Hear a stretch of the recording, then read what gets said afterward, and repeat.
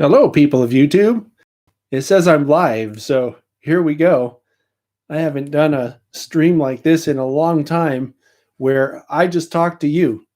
And the reason why we're doing this is, as you're probably aware, this virus thing is going around, and a lot of states, including mine, are what we call sheltering in place. So there's social distancing and there's sheltering in place. And the order from our health departments in my state, which is California, said, don't go out anywhere, don't see anybody in person. If you do see someone in person, stay away from them, that kind of thing. Probably the same thing your state's doing. So what we would normally do today is gather at the Santa Clara Depot, which is where the South Bay Historical Railroad Museum is, and we would normally have what we do called a TSG Live Crew Lounge, where some guys get together and talk about a particular subject. And the subject today was going to be narrow gauge, but we've postponed that sort of indefinitely right now because we don't really know when this virus thing is going to subside so that we can get back to our normal lives. So you get me today, and it's probably not as bad as that sounds. I haven't been available to do a live stream like this where we just talk in a long time. So it's been a while since we chatted, and I'm going to do my best to sort of monitor. I have my screen on here and I have the chat going, and I will try to monitor that as much as possible. But I do have a list of stuff here to talk about. And probably what I'll end up doing is talk a little bit about something. And by the way, hello to everyone who's saying hi. I can't say hi to everybody individually. There's too much live chat going past in order to do that. So hello to everyone who bothered to tune in today. I appreciate it. And as I was saying a second ago, I have a list of stuff to talk about, and probably what I'll end up doing is talking about stuff and not paying attention to the chat screen. And when I'm done with whatever I'm talking about, I'll go back to the chat stream to see if there are any comments that I need to address or that I should address. So if you have a comment and I don't address it right away, that's why. It's because I can't read and think at the same time. I can't chew bubblegum and walk at the same time either, but that's a different story. So let me just look real quick at the chat screen here and see what people are talking about. Okay. So again, like I said, hello to everybody. And someone here had mentioned that they think it's going to be till April before this virus thing blows over. I think it's going to be longer than that. I've been reading stuff that says it'll probably, and from credible sources too, is that it will probably go longer than that. And part of the reason why it's likely to take longer is that there are far too many people not paying attention to the social distancing guidelines that are put forth. And you see it on social media. I see people all the time, saying things like, this is really overblown. It's really not that serious, and all these things. And it's like, you know what? The people who study these things typically work in your public health departments, like for your state or your county or your municipality, wherever you live. They've studied this stuff for many, many years, earned degrees, and that's how they got those jobs. So they know what they're talking about. So if they say, stay home and don't go out and don't hang out with people and don't go to, and they're saying that the bars need to be closed and the restaurants need to be closed, there's a good reason for that. And that's what we're paying them for. So, pay attention to the experts, please. That'll make it blow over sooner, is what I'm trying to tell you. So if you want to be free to do what you want, pay attention and try to follow those guidelines as much as possible. So back on to the list of topics that I have something that's going to probably shock some of you. And I would have told you sooner, but like I've told you before, I haven't had time to do one of these kind of face-to-face things in many months. So I have this chocolate bar wrapper here to remind me to tell you something, this shocking revelation, which is, I have this reputation for being a coffee addict, and I haven't had a drink of coffee for, God, probably a month or so, maybe 2 months. And it was at the advice of our top secret producer who's in the chat here today. And one of the reasons why I stopped drinking coffee is, and don't get me wrong, I still like coffee and I want it, but it would give me heartburn. And I had heartburn all the time, which kind of ties into something else that I'm going to talk about here in a little while, which is stuff to take when you're going out railfanning. Because, I do a lot of chasing trains. And one of the things that I would always pack would be Tums, right? The antacid. I just saw this Amtrak and Southern Pacific Railfan, and I'm pretty sure that's Chris. Thank you for the super chat there. I appreciate that. Before I get distracted, and I'm going to return to what I was talking about, not drinking coffee, in a minute, but I do want to mention to you guys that the super chats and stickers and all that stuff, it's all turned on. So if you want to send a super chat, it's appreciated and it helps a lot. Now, that being said, that reminds me of something else that I don't have on my list, but I do want to talk about. And this is something that Dave, Sparky 107, every year for the past couple of years, Dave sets up a YouTube meet and greet. And there was one, or is one, I should say, set up for Pennsylvania in May. But I am 99% or 99.9% certain that I will not be able to go. And it really sucks because I had my tickets and everything all set up to go. And I even got Gary, who wanted to go. So we're planning to go, but I don't think it's going to happen. One, because I'm not going to take any risks with the virus. And two, I think we're still going to be shut down through the end of May based on the things that I've been reading. So I wanted to go. And I've been talking to Dave, or mentioned to Dave, that maybe there's a way to postpone it till later in the year when all this stuff blows over. But the problem is it's a question mark. We don't know when it's going to blow over. So there's that. Now back to coffee. So that's the sort of bad news on the Pennsylvania trip. Don't think I'm going to be there. So quick note here, since it was a super chat, I want to mention to that yes, due to the shelter in place, we can all work on a lot more model projects. I've been working on editing videos. In the past, I think 2 weeks, I've edited a layout tour, and I'm trying to remember now. I think I've edited like half a dozen programs, and they're all programs that are very time intensive. So these are programs that if I had a chance to go out and do all the things that I had planned to do, that if the virus hadn't popped up, I would be doing. Like, for example, next week, there's an outing that was scheduled, that was planned up at Railtown. They were going to have a special photo freight charter Pete Laro Productions was putting on, but not going to be able to do that now because they canceled it. There was a trip to Denver planned for next month out to Colorado, at which we were going to have another meeting of the youth in model railroading group that we're trying to put together. And I'm calling it that because we don't really have a very specific name for it.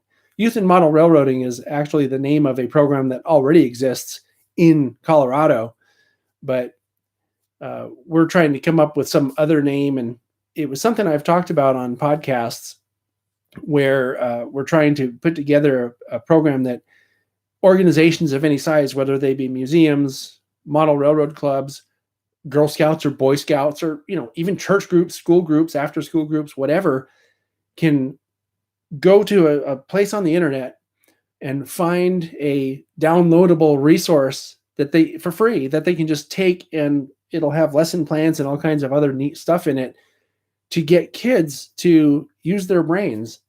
And the vehicle for that would be model railroading. So, because, model railroading, as you know, if you're watching this, probably you're a model railroader. And you know that model railroading incorporates all kinds of skills that have to do with science, technology, engineering, math, and art. STEAM, right? You have design, you have building stuff, woodworking, electronics, research. Sometimes you can learn a lot about history as well, which isn't in STEAM, but it's still part of stuff that kids have to learn. So we were going to go to Colorado for that. There was other stuff as well that's just been getting canceled and going by the wayside. So, and by the way, I'm looking at the screen here, and Garrett, right, it's postponed. But for all intents and purposes, right now it's canceled. It's not happening next week. That's what I meant when I said that. And so the same thing goes for the trip to Colorado. We're probably going to end up doing that at some point too, because I had the tickets purchased for that too, but I had to cancel the flights. And luckily the airline that I canceled the flights with lets you reschedule and doesn't charge you anything. So when I have a date for the rescheduled trip to Colorado, it'll be paid for basically already. And I'm really looking forward to that, because part of the trip to Colorado is also supposed to include an excursion up to Wyoming to go and talk to Mike Pannell again. And Mike Pannell, if you watch the channel here, is the guy who's doing all this interesting restoration work on very historic equipment, including the big boy in Holiday Park in Cheyenne, the 4004. So we're going to go eventually and catch up with Mike to see what else he's working on, because he has a very cool project that he's working on. He mentioned it in the program that came out, I think it came out yesterday, that he had an 1880s caboose, and when he went to go and work on it, he got some of the interior walls removed and realized it's something even more special than what he thought it was. I'm not going to give you a spoiler here because I'd rather have him explain what that is, but it's just and it seems like people really like that series. It's only 2 parts so far, but I'd like to make a regular series out of it, talking with Mike Pannell.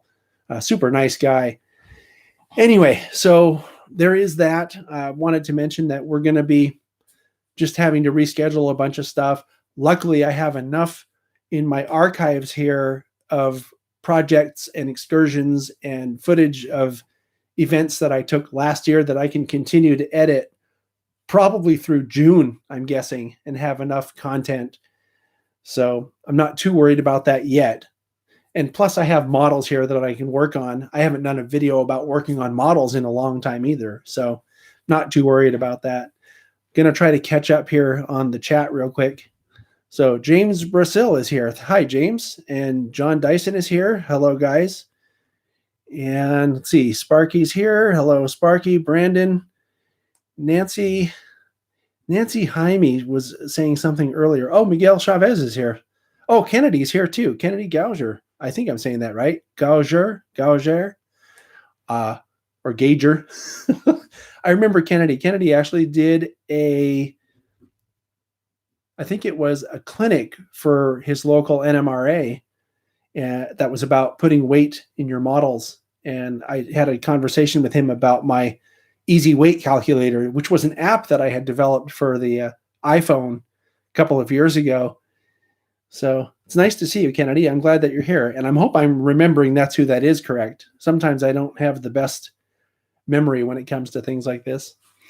So anyway, let me go on to something that I wanted to talk about here. One of the things I wanted to talk about that's in my list here, it's like a pile of stuff on my desk, is this envelope that I got. And this envelope has something in it. I haven't even opened it yet, but it has something in it from a guy called Nick Santo. And Nick lives, I think, in the East Coast someplace. Yeah, Vermont. And he developed something that I thought sounded kind of cool.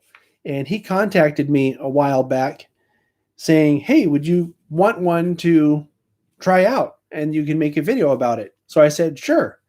And what it is something called a Decoder Buddy. And what it does is it's like a motherboard that you put into a locomotive, and it has a 21 pin receptacle on it. Because one of the problems with 21 pin decoders is you can't really hardwire them. Well, you could, but it's a pain in the butt to hardwire these things. If I'm going to open it here for the first time, to hardwire them, decoder or your motherboard doesn't have a receptacle for a 21 pin plug. And a lot of the older models don't. So it's kind of a handy little device if you want to use a 21 pin plug, or a 21 pin decoder, I should say. And this is what it looks like. Decoder Buddy. And I'm planning to eventually do a video about these things. I just haven't gotten around to it because I don't have an HO scale model that I can use this in. But can you see that? That's where the oops, I should do it this way. That's where the plug goes. Whoops. Yeah, that's where your decoder goes, right there. And then it has all the pads on it so that you can take your headlights and all your little functions and put them on the pads and then just plug in the decoder. So it's a very cool concept. And I'm really looking forward to installing this in a model at some point. Like I said, I don't have any HO scale locomotives that I need to put a 21 pin decoder in right now. So that's something that I wanted to talk about because, like I said, it's been sitting here, and I kind of feel bad because Nick sent this last August, I think. Yeah, last August. I just haven't had a project for it yet. But in case you end up seeing this, Nick, I will get around to it, and we will do an install on something at some point with this Decoder Buddy. I think it's a really cool thing, and I think it's also a very helpful thing and something that was needed, you know. I think the difference between this and some of the other sort of boards that you can get is that this one has more functions, if I remember right. But I'll learn more about it when it's time and do a whole video about how to use one of those being installed into a HO scale locomotive. So the other thing that I have on my list, but I'm going to go back to the chat real quick here. So it looks like you guys are having a little conversation with each other, which is good. Oh, Paul's here. Hey, Paul, good to see you. I hope you're doing okay. And I hope the work on the Fern Creek and Western is coming along. Oh, and here's Gary. Gary says he can give me a loco to put it in. Cool. Remind me next time I see you, and we'll do it. And don't say it's an SD9, because that one's yours until you don't need it anymore. Okay. So let me scroll back up and see if there were any questions here. Okay. Looks like it's really mostly just a bunch of conversation amongst the people in chat, which is good. Hey, Nick. I'm glad you're here. Nick LaRusso. Nice hands, Nick. Just popped in. Good to see you, Nick. I hope you're doing okay out there in Hollister. All right. Hey, it's John Dilly. Hey, John Dilly. Hello. And thanks for popping in. It's nice to see you. Thanks for the super chat, too. Very much appreciated. Oh, and since I have some of you guys here who are moderators, I want to make sure to tell you this, because I don't know how many people watch the channel, watch everything that comes out on the channel. So since we have moderators here, and hopefully more will show up and hopefully more will see this, I want to thank all of you guys for all the help that you give during the live crew lounge shows. Because on the live crew lounge shows, I have my face in a computer and I do not have a chance usually to interact with you at all. I'm usually getting notes handed to me from our top secret associate producer of questions. And I don't know if you noticed this, but most of the time now I will hand those notes to the person at the end of the table so that I don't have to come on, because having to switch all the cameras and pay attention and make sure that the audio's good and everything is really all consuming for me. And if I don't focus, it'll it'll affect the quality of the program. And that's the last thing I want to do. I'm trying to make those programs as good as possible, because the panelists that come from all over the place to be on that program are taking time out of their day, out of their weekend, and sharing their knowledge with the audience here. And I appreciate that so much. So I want to make sure that I'm producing those programs in a way that everybody can hear and see and understand what they're talking about, because, they're volunteers on the show like everybody else. And I don't know, I would prefer to be able to pay attention to what I'm doing. So with all that being said, thank you, moderators, and please continue. You do a really great job. I watch the shows when we're done, and I watch all the chat, and you guys do a really great job, and I can't always come on and thank you. So I want to make sure to do that now, since I have it top of mind. So anyway, if you want to talk about in your chat here the kind of projects that you're working on, because I know a lot of people are working on stuff. And so if you want to share that in the screen there, that would be fine.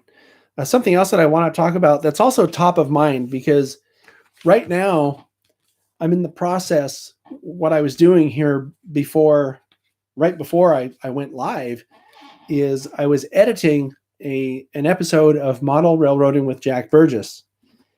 And so that's top of mind. And I have something here that I want to share with you that I think is really cool. And that is one of the things that's so great about doing the videos with Jack is he's a professional. And when I go to his place to make these videos, to record, usually he'll have this on hand. Okay. These are show notes. This is the script that he's prepared before we even start a camera. And usually, before I get to the usually part, I just want to show you that this is several pages of information of all the stuff that he's going to talk about. And he's got a script that he's printed for me too, which helps me when I'm editing, because in the notes, I don't know if you can see this, but there are references to specific photos, right? JPEGs or whatever. And I can see on my screen that you can see this. That helps with editing a lot. Okay. So this is something that's really cool. The other bunch of papers that he hands to me are these. These are basically contact sheets, okay, of all the photos, reference photos that we're going to use in the program. These are pictures of the things that he's talking about. And that's also extremely helpful, because it's a lot easier to find these photos if I have a little thumbnail and I'm trying to find them in my editor. I don't have to just look at the number of it, which is there also, by the way, but I can look at what it's a picture of. And that makes finding the photos much faster. Okay, that's not all. The other thing he gives me is this. These are all those photos on a disc. So what I'm getting at here is this guy is he's a pro. I mean, he is so prepared that it makes working with him on these projects so much easier. So hats off to you, Jack. I don't know if you're watching. If you are watching, or if you happen to see this, thank you. I appreciate that so much. And I know I tell you, but I'm telling everybody now, because I think that is a huge deal. Something else I have on my desk here. Oh my God, what is this? Who's S Dynamo? Oh, that is Wiley. Hello, John. I hope you're doing okay, and I hope your doggy's doing okay too. We should catch up sometime soon. Yeah, that Wiley guy, he's nothing but trouble. Something else I want to mention is I have these calendars, and unfortunately I don't have enough space on my walls to put all these calendars up. But I do want to mention there's one, see this BNSF calendar? This one right here, that's another calendar. And I'm going to tilt the camera up. I don't know if you'll be able to see this. That's the Progressive Rail calendar. that was given to me by Kevin Hill, who's a regular on the Chasing Trains series. So thanks, Kevin. I appreciate the calendar, and I am using it. It's just out of the picture a little bit. And then my top secret producer got me this one. This is the Twilight of Steam 2020 train calendar. This is by Patrick Carnahan, who is a very, very talented artist. And when I say a talented artist, he does paintings, not just of trains either, by the way. He does paintings of all kinds of really cool stuff. And this calendar was given to me by our top secret producer, and she even got him to autograph it, which was pretty cool. But I wanted to share this with you because it's just a cool calendar, and I'll show you some of the pictures in it. Thought it was worth sharing. Oh, there's a picture of the artist. That's an older picture, though. I'm guessing he probably doesn't watch these shows, but check this out. You got a Shay there. Pretty cool, huh? And I probably won't go through all the months, but this is really cool. Right? Very nice. Lots of little, mostly he does stuff that's related to Western railroads. I don't know that I've seen anything that's not a Western railroad. He may still have these things available, but if you search for Patrick Michael Carnahan, it's Karnahan. He's a resident of the Sonora area, and he's just a very, very talented person. He's a musician as well.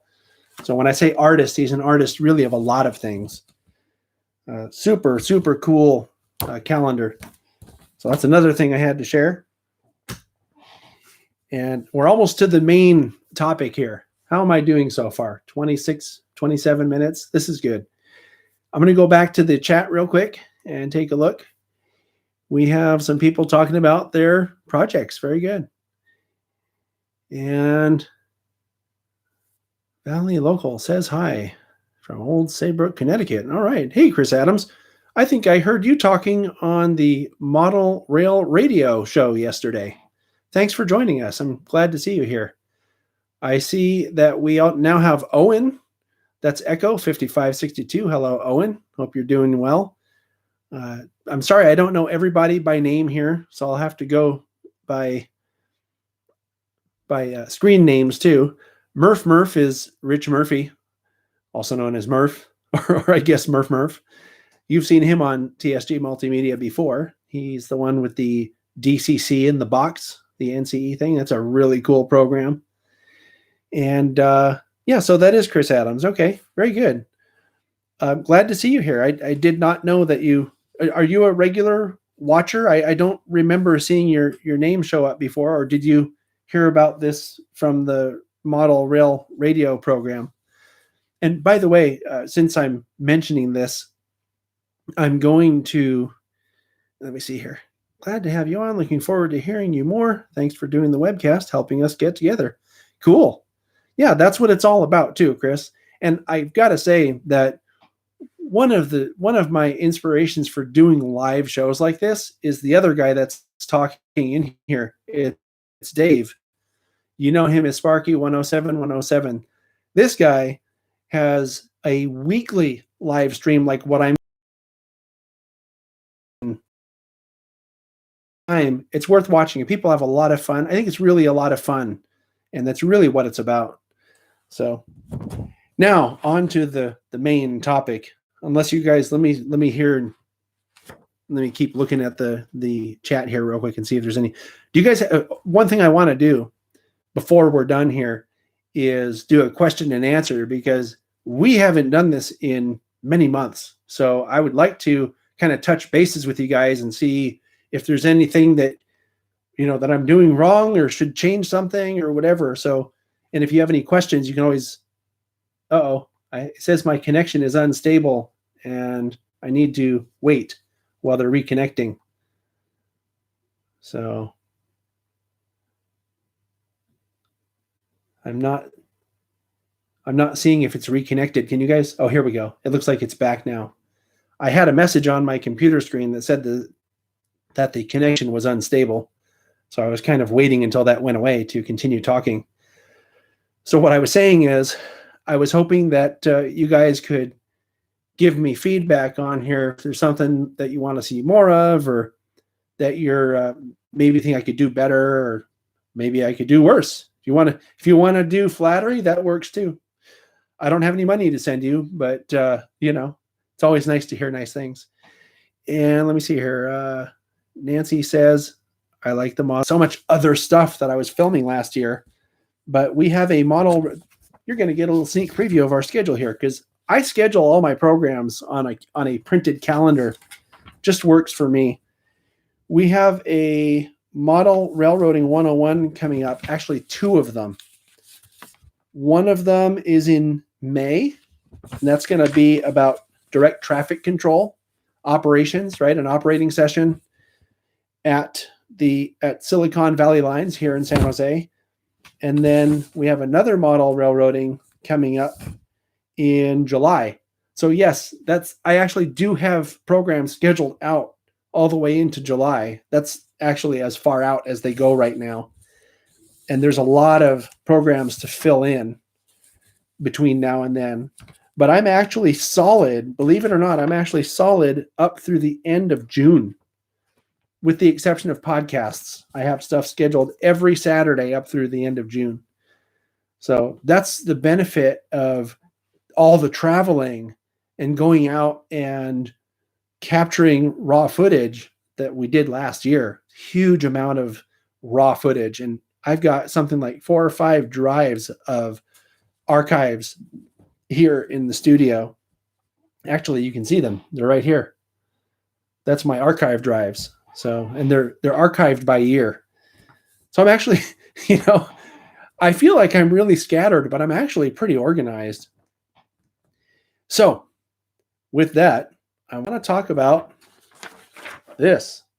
These are my other notes, and this is the other stuff I want to talk about. And what this is something that the top secret associate producer has been working on this afternoon.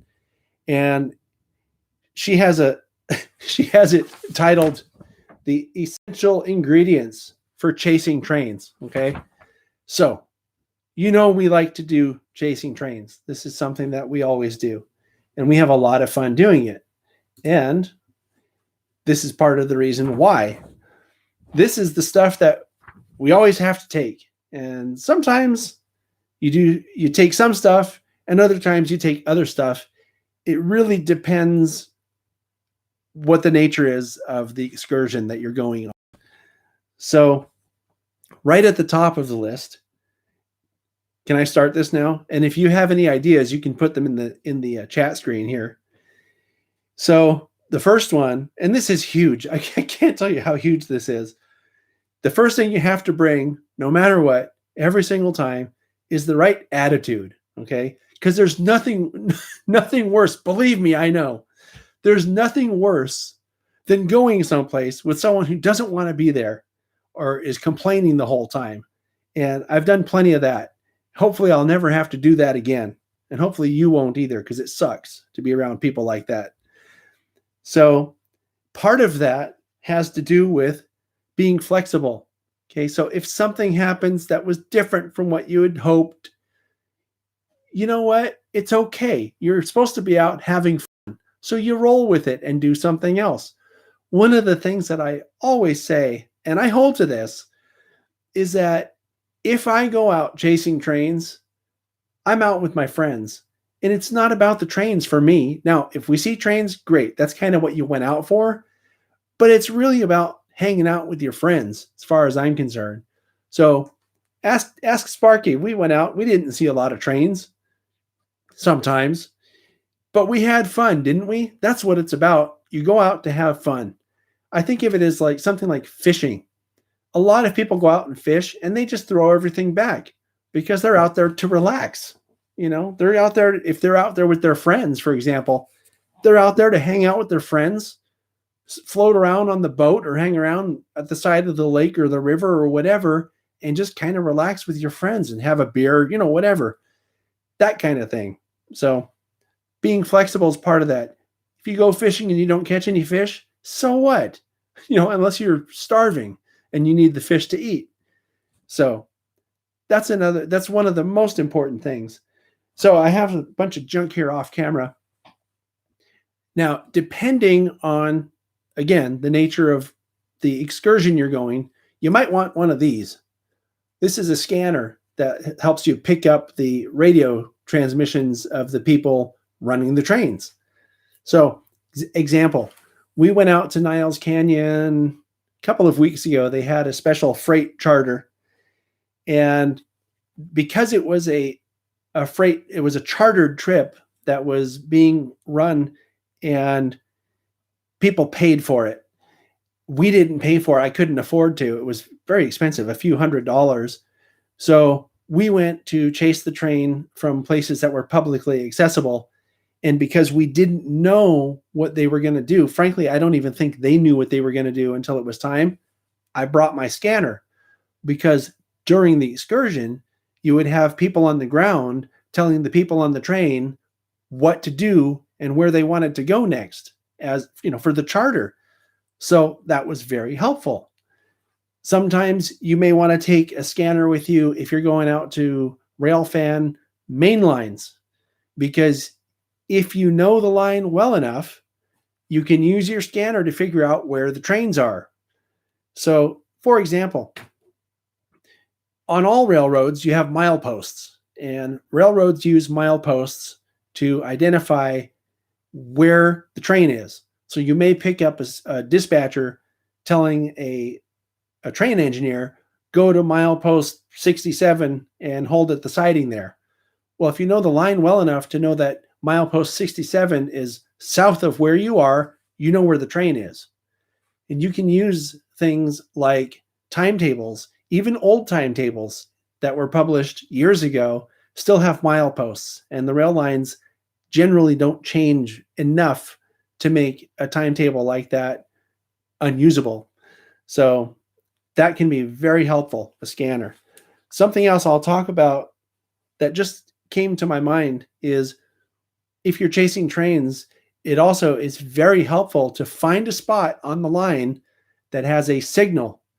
Now, this is going to change with the implementation of PTC and things like that. But as it is now, at least where I live, it's mostly Union Pacific.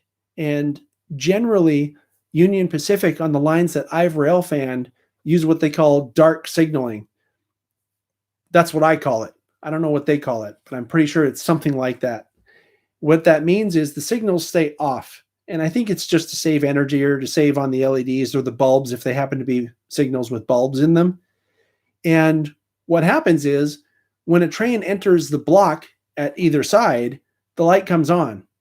So if you're out there rail fanning and say you don't have a scanner, so you don't know what's happening, you can use the signal to figure out which direction the train is coming from and which direction the train is going. So if I'm at the track and there's a signal over here facing me that just turned green, I know that there's a train coming from this side going that way because he has the green light now. If it turns red, that means there's one coming this way because the signal is telling anybody who may be on the track going that way, hey, stop because something's coming. Now, hopefully that never happens. So that's another thing, to situate yourself near a signal is a very good idea. If you have a scanner, you can also situate yourself somewhere close to an auto detector. I think that's what they're called. That's a detector on the track that senses trains going by and checks for things like hot boxes. And the auto detectors will send out an automated signal that your scanner will pick up. And it tells you, auto detector milepost 67.3, train southbound. I don't remember the exact nomenclature, but it's something like train southbound train, 300 axles, no hot boxes, or no something like that. No defects. That's what it says. No defects detected. So now, if you don't have a signal, but you have this, and you're near a detector, you get the signal, and you're like, oh, there's a big old train coming this way. 350 axles is a lot of axles, or 300, whatever I said. So that's a cool thing to know if you're going to go out rail fanning. So this is a very long list, so I'll try to go through it as quickly as I can. Okay. I'm checking in on the chat real quick. Scanner laws. Oh, that's interesting. Joey says you're not supposed to have scanners. I've never heard that before, Joey. Why would anybody want to prohibit someone from having a portable scanner like this? That's what they're for. Interesting. I'll be looking to see if there's an answer. So actually, Joey, where I am, they give you an axle count and defects. So you can tell if it's a passenger train or if it's a big freight train by the axle count. Passenger trains will usually have well under 100 axles, and freight trains will have well over 100 axles. Okay. So we have the obvious things. Bring your camera. You want to bring a video. If you're doing videos, obviously you want to bring your video camera. You want to bring your still camera. You want to bring spare batteries for both of your cameras. If you have a backup camera, bring your backup cameras. Yeah. Bring a backup camera and not a backup camera that shows you going backwards. What I mean is, what happens if your primary camera craps out on you? Now, you'll still have fun because you're out with your friends, which kind of goes without saying. Bring your friends. Okay. You want to travel in groups if you can, because you're an easy target out there if you're by yourself.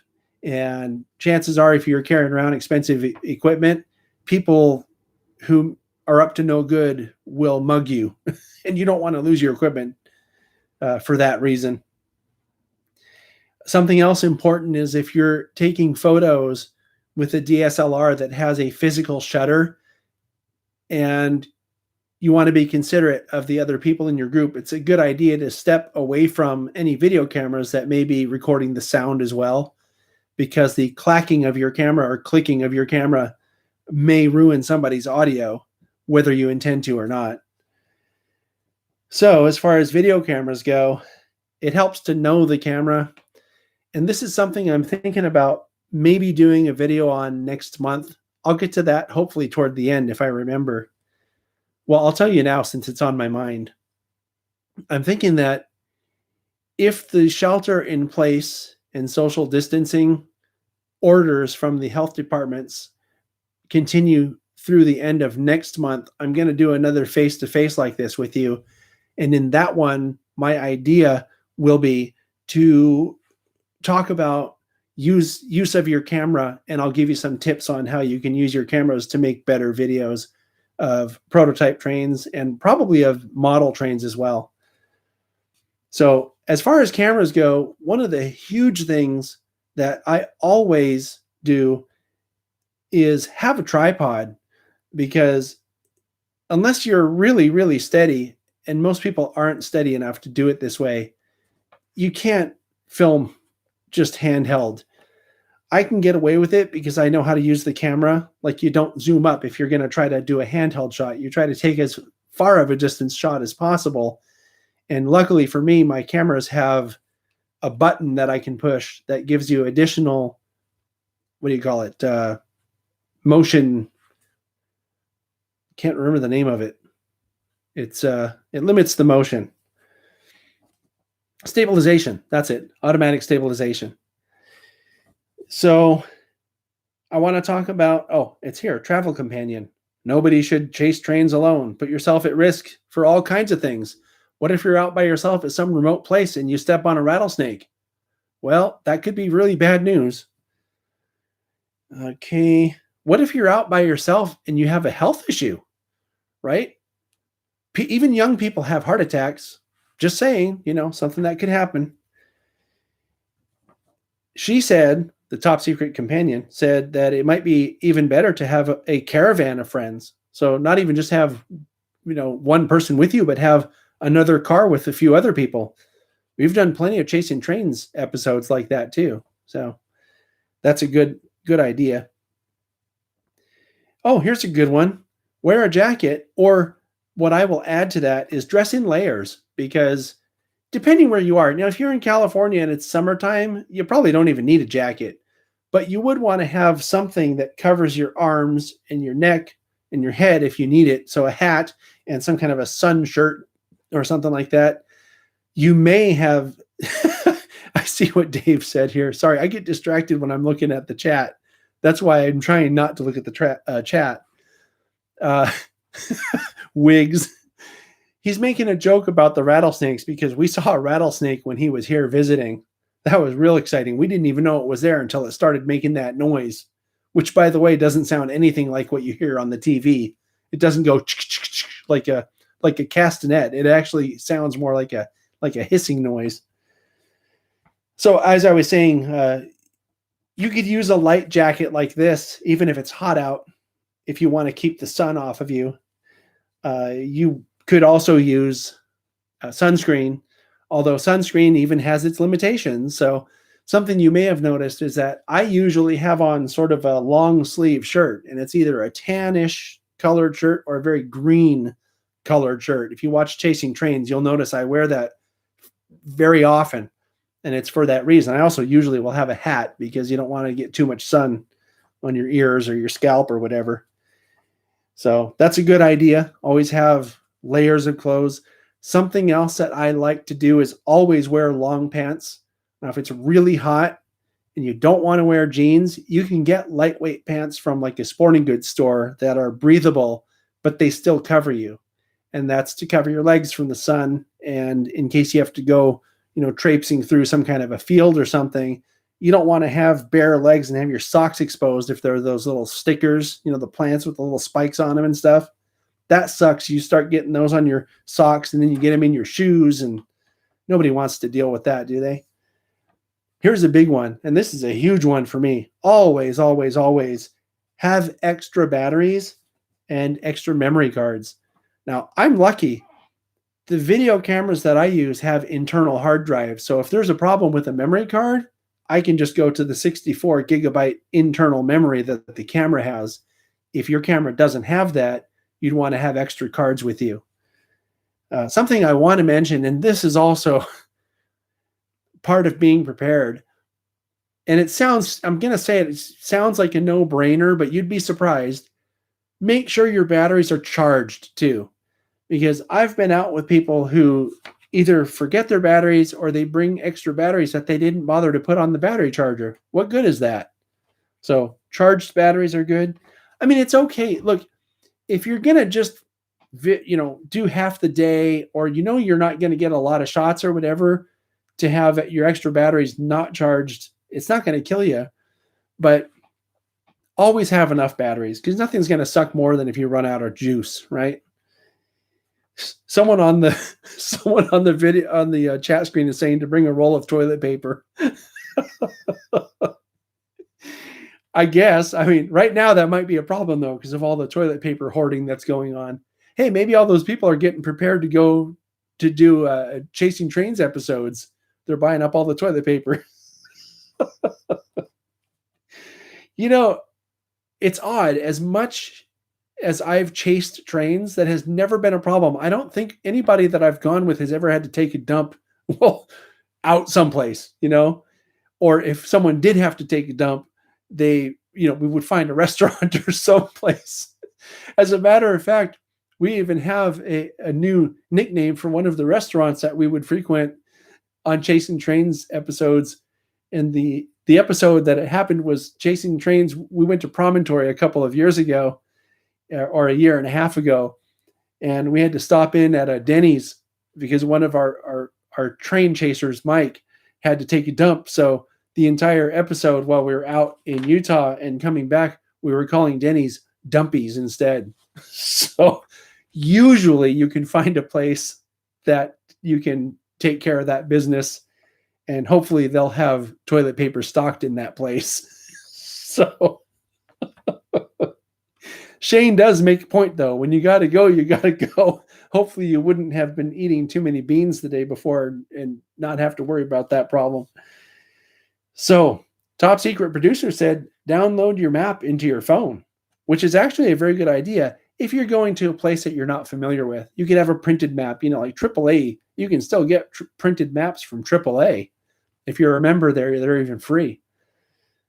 So, but she makes a good point though. She says that your map apps can give you an option to download the map in case you lose your cell reception, which happens to me a lot. I'm on a cheap cell service, so I lose my connection fairly often. So here's another good one. Make sure your cell phone charger is in your car so that you run full battery juice on your phone at all times. Full tank of gas. That's a good idea. You always want to have a full tank, at least when you leave. If you're traveling a long distance, like sometimes we'll go down to Bakersfield to go to Tehachapi Pass to see Tehachapi Loop or whatever. It's a good idea when you get there to fill the tank back up so that you don't have to stop during your excursion. She says bring binoculars. There are times when binoculars would have been nice to have, but I've never found binoculars to be something that I really need. If you have them, and if you have like a small pair, maybe that could help. Sunscreen, talked about that already. Sun hat, I've talked about that already. You may want to bring an umbrella if it might rain. It's not a bad idea. Although you can be creative, though. If it ends up raining, you can sometimes park a car in a place and shoot out the window of the car. I've done that before. Cell phone, that kind of goes without saying. Your cell phone is also a camera. I take a lot of still photos with my cell phone. I don't carry a separate DSLR or a separate kind of camera other than my cell phone when I'm out railfanning. And the reason is I just got too much stuff. I know I'm an exception though, because I'm making videos, pro videos for YouTube. So I don't just have one camera. I usually have on 2 tripods, 3 cameras plus my phone. So I'm wrangling a lot of cameras and a lot of equipment at all times. If you're just doing photos, then obviously you'd probably be the kind of person who has a DSLR, and you're probably taking shots handheld and doing all kinds of cool stuff with that. I've seen a lot of great photos taken that way. But if you're doing videos like I do, then your cell phone is a good thing to have. Something you may not realize, but I do it all the time, especially on Chasing Trains videos. A lot of the video footage you see on Chasing Trains comes from the phone.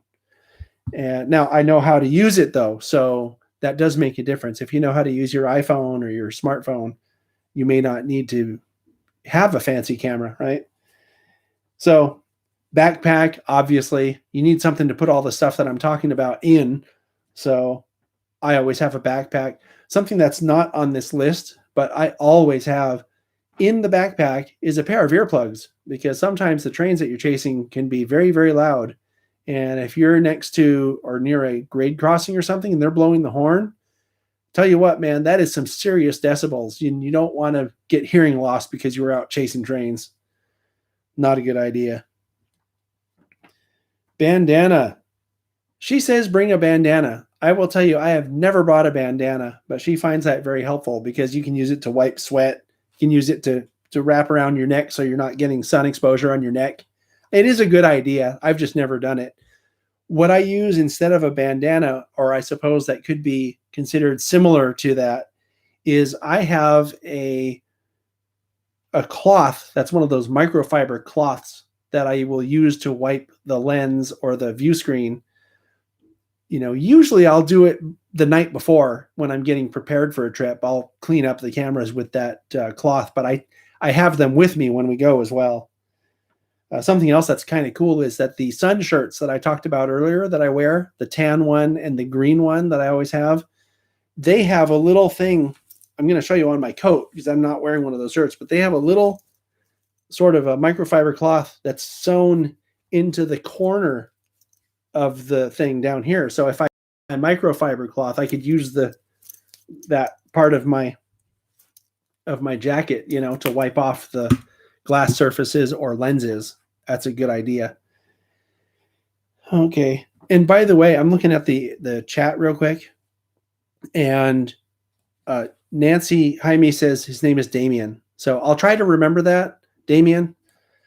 I'm very bad remembering stuff. I remember one time I was trying to be nice and call someone by their formal name, and I used the wrong name. So I'll try to remember, Damien. So if I forget, just remind me in the chat.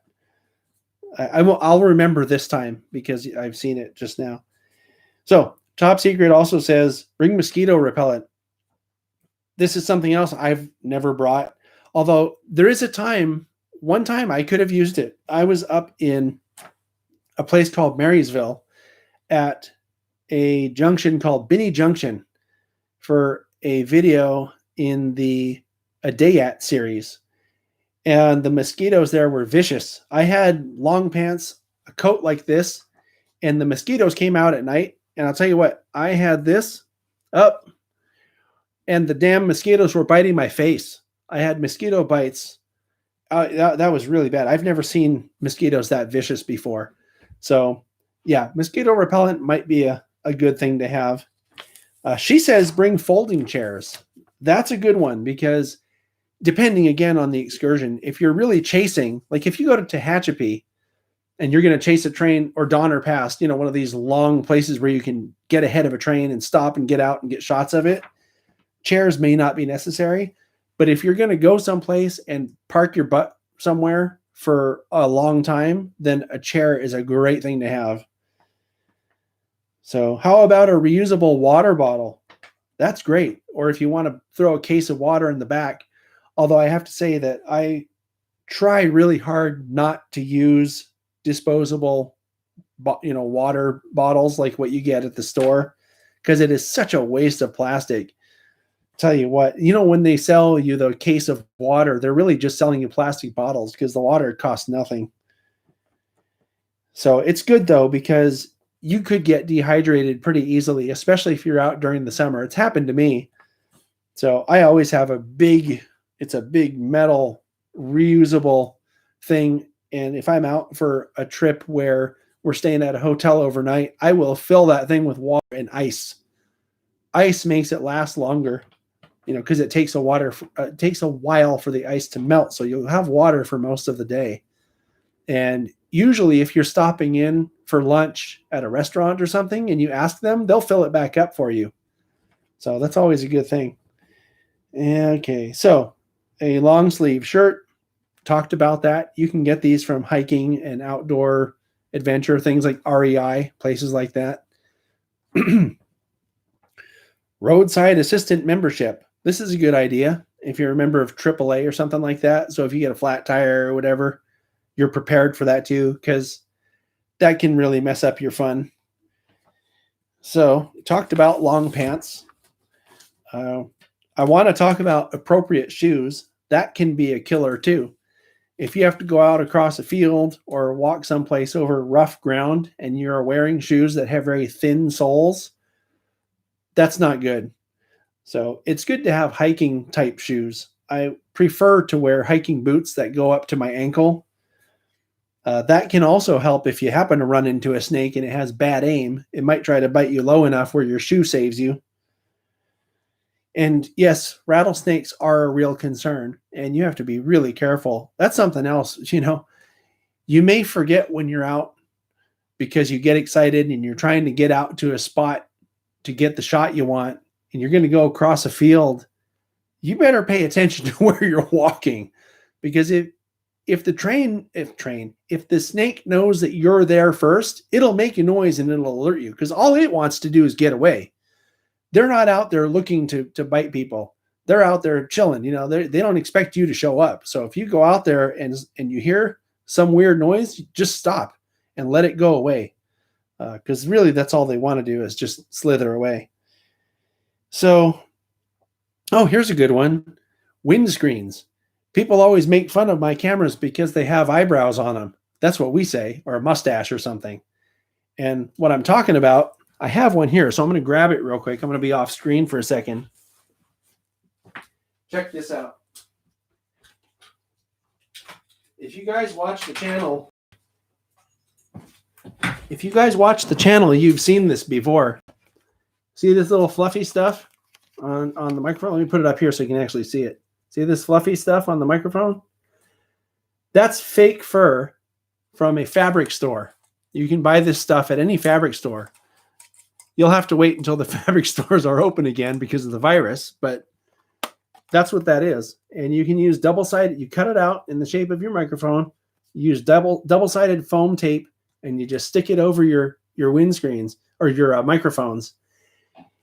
And I can't tell you how many videos I've seen that are amazing, great videos, but the wind noise on the audio track ruins it because the person didn't take a precaution like this. They're so easy to make.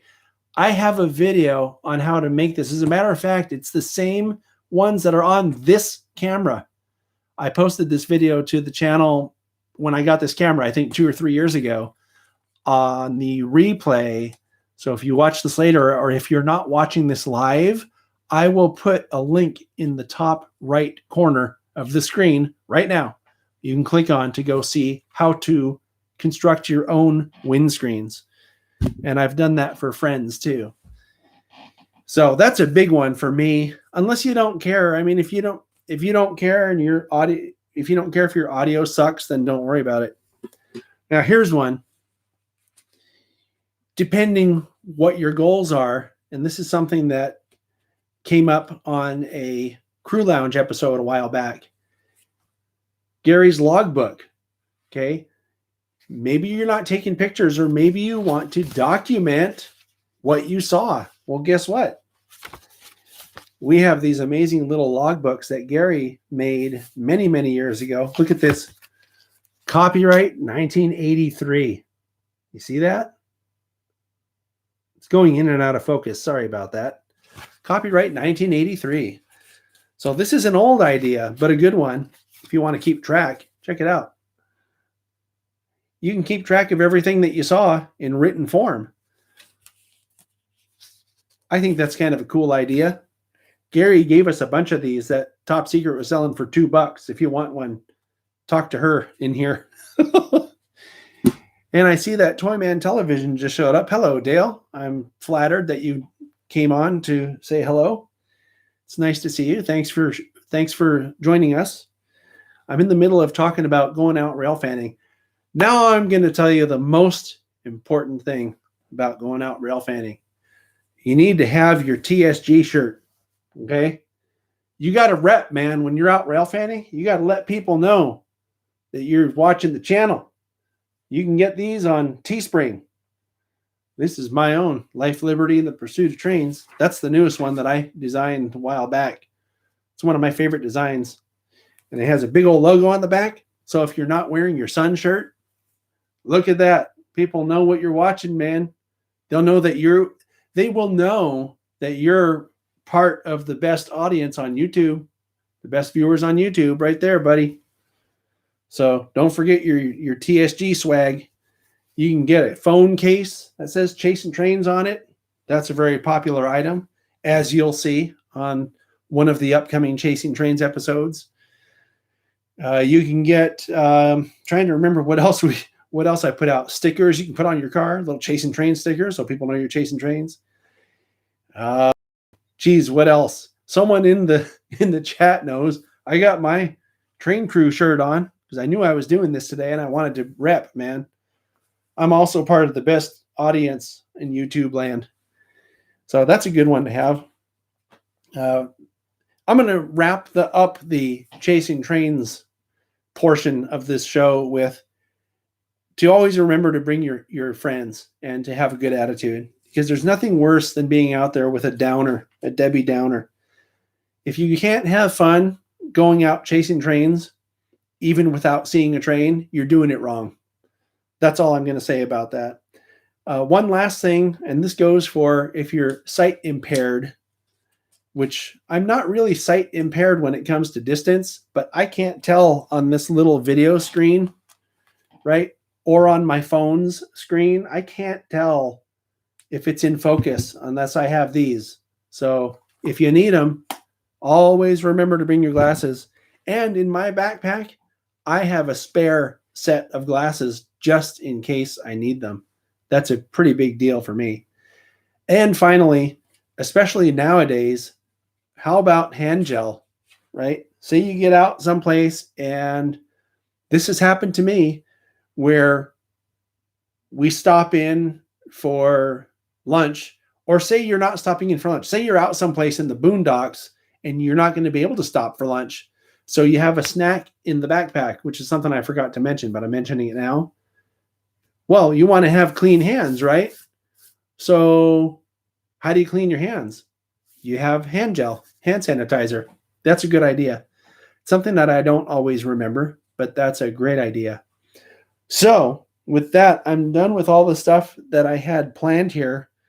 I've gone for, wow, over an hour. I did not expect that it would be that long. But we still have a lot of viewers. So I want to open this up to you guys now for a few minutes. We'll go, let's limit this. Usually the TSG Crew Lounge goes for an hour and a half or so.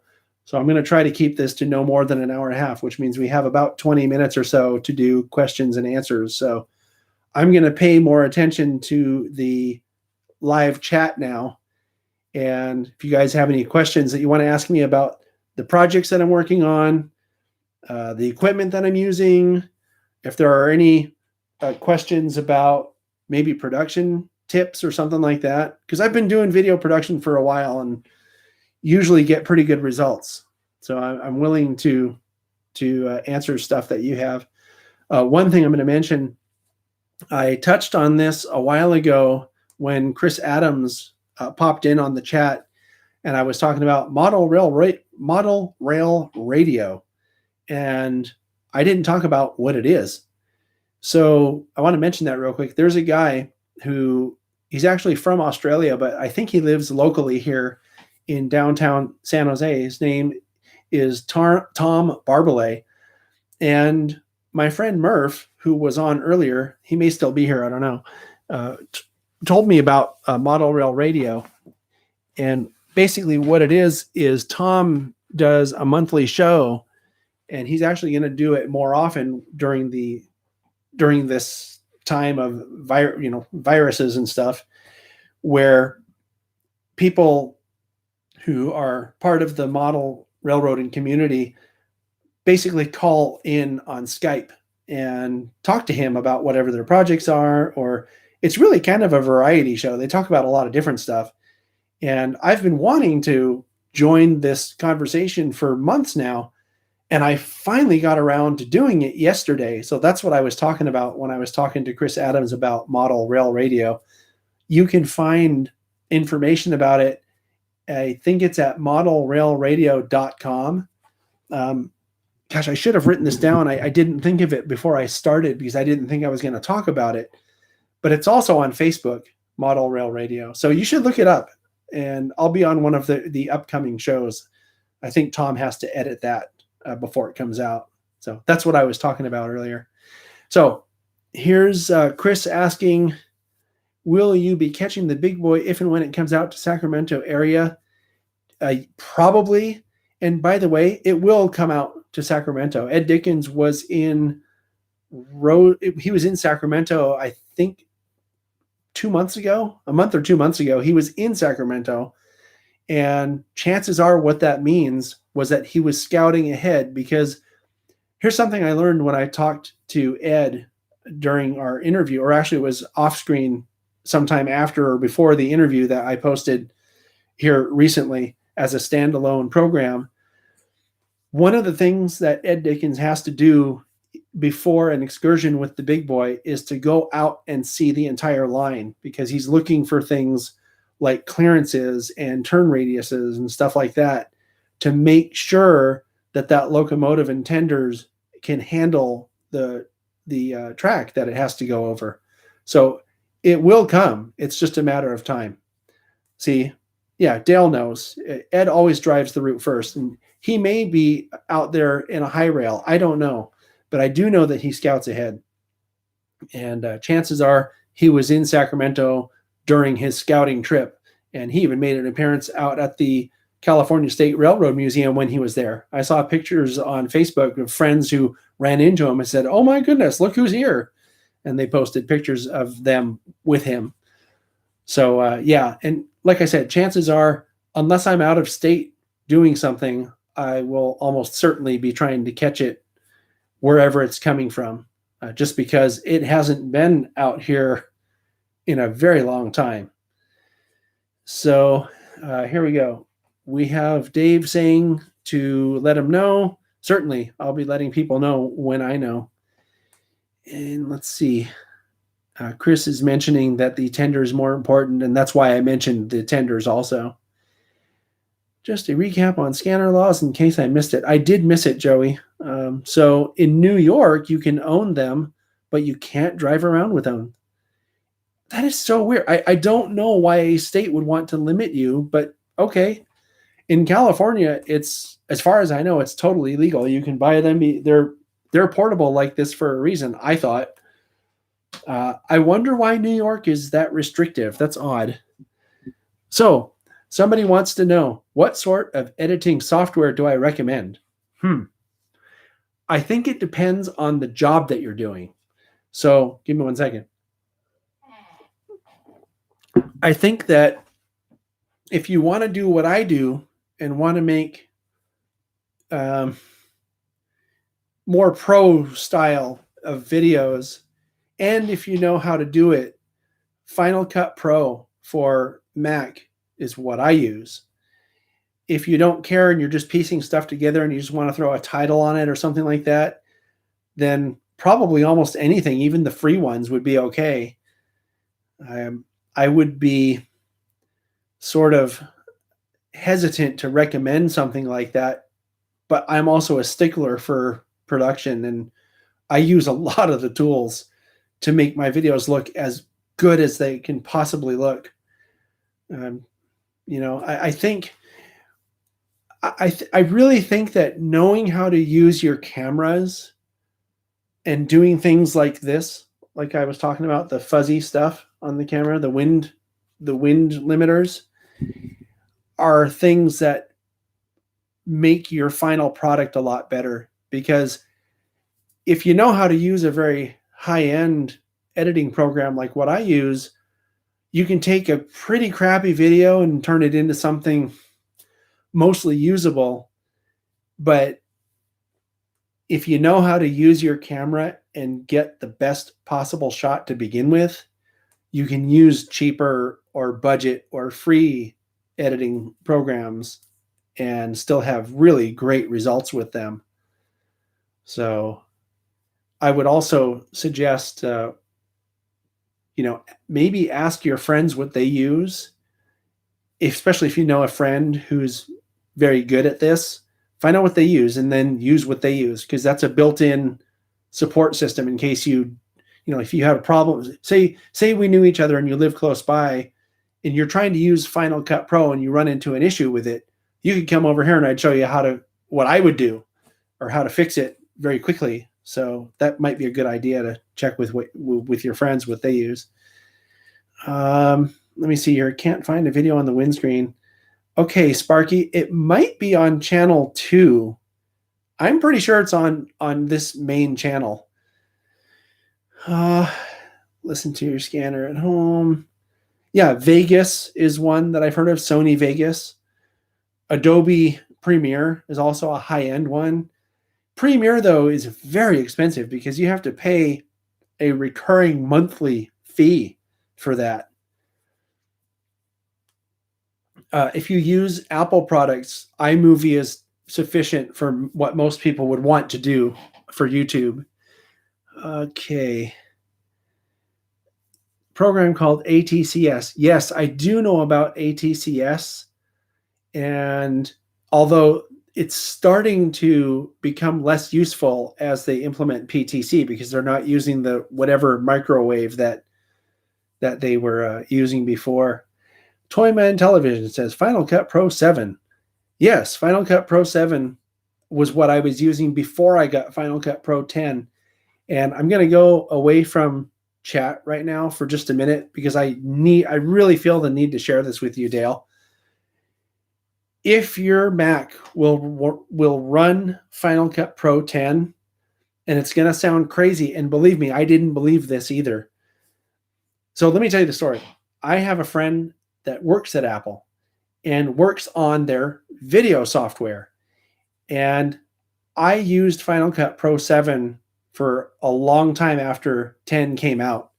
And I remember I was having a conversation with this guy. He's the parent of one of the kids at one of my kids' school that they were going to at the time. So this was probably 3 or 4 years ago. Oh, Dave found it. There's a link to that windscreen video. Anyway, so this guy told me, because I told him I'm using Final Cut Pro 7. I don't feel the need to upgrade because I tried the sample version of it and it was just totally confusing. It was nothing like Final Cut Pro 7. It was the learning curve, I thought, was so hard to comprehend that I'm just like, screw it. I'm not going to try this because I know how to use Final Cut Pro 7. I don't want to learn something new. I'm just going to use Final Cut Pro 7 because then what happens when they change 10 to something else and I need to learn it yet again? And he reassured me. He said, you know what? It's not going to change for the foreseeable future. And he says, believe me, use it. Use Final Cut Pro 10 because it is so much better. I'm just skeptical by nature, but I trust him. He works there. He knows what he's talking about. And he reassured me it wasn't going to change. So I went to Final Cut Pro 10 and I can't tell you how much time it saves. It is so much faster than Final Cut Pro 7. And if you take the time to learn it, you will believe me, you will thank me later. It is so much better. And the tools on it are so much easier to use and so much more powerful than 7. So I understand. I couldn't figure it out at first either. But when I decided to really do it, I'm like, you know what? I'm just going to do this because I trust the guy. He told me it's not going to change. He says it makes use of the faster processors, and it does. It is so much faster. The first time I used it, I went to make a full HD video, and I said, okay, it's different from CP7 because I don't even remember now. It's been so long since I've used 7, but I went to output this HD video that I had been working on, and it was, I don't know, a 5 or 10 minute video. And I remember on Final Cut Pro 7, this video would have taken probably at least an hour or so, something like that, to render. Or, it was a long time it would have taken. On Final Cut Pro 10, it took, I think, 2 or 3 minutes. And it was done. And it came up, oh, I'm done. And I'm thinking to myself, this can't be right. There's no way it was that fast. I must have forgot to include some part of it or something. Well, sure enough, I put it on QuickTime and the whole thing was there. I couldn't believe it. I'm like, this is why he said to go to Final Cut Pro 10. So made me a believer. I am now a card-carrying disciple for Final Cut Pro 10. So anyway, just saying, if you're still on 7, if you can take the time to learn it, there are tutorials that you can get. You can get a tutorial on YouTube for free even. It is so worth it. It's a little different because you have to manage your files a little bit differently. But once you know how to use it, it's like a miracle how much more productive you can be. So anyway, I'm done now. So anyone working at Apple, you're welcome. If you want to reimburse me for that amazing testimonial that I just gave, make a super chat. Better yet, paypal.me/TSG Multimedia, thousands of dollars. That'll help me for getting through the, what do you call this? Shelter in place. Okay, so let me read some more comments and questions here. It was on channel 2. Interesting. I should repost that to channel 1. So, Copper Cruise. All right, that's Alex. I do remember that name because I've met Copper Cruise a number of times. When are you going to release the Niles Canyon doubleheader with Skookum and Clover Valley? I know when that's happening because I have my schedule right here. I haven't talked about this on this live stream yet, but I'm going to right now. And this is not intended specifically for you, Alex, but anybody who's watching. I have, as I said, I'm scheduled out through sometime in July on my schedule.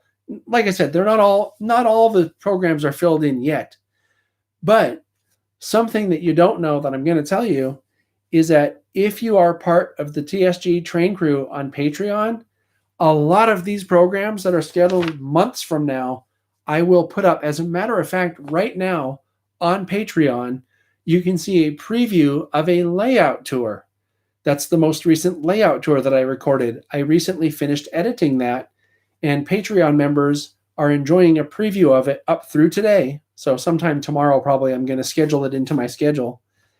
So if you're a train crew member, Alex, you would have seen that program already because it's been shown as a preview on Patreon.